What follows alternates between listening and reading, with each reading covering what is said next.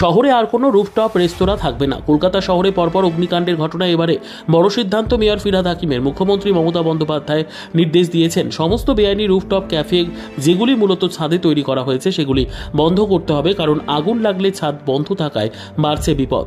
24 নম্বর park স্ট্রিটের magma হাউসের rooftop cafe পরিদর্শন করে গিয়েছিলেন মুখ্যমন্ত্রী মমতা বন্দ্যোপাধ্যায়। মেয়র ফিরহাদ হাকিম ও কলকাতা পুরসভার আধিকারিকরা এরপরই এই রেস্তোরাঁটি ভাঙার সিদ্ধান্ত নেওয়া হয়েছে।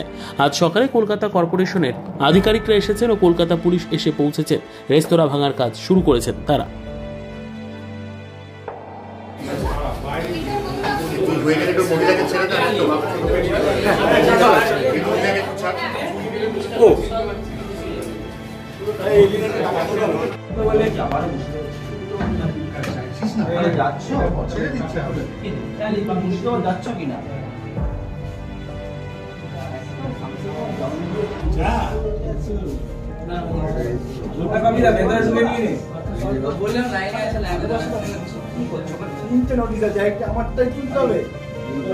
এখানে আছে ওখানে আছে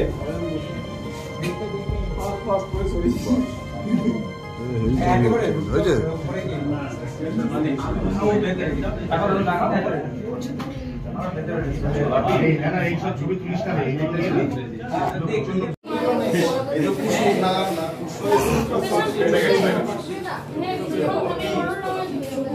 সবাই যখন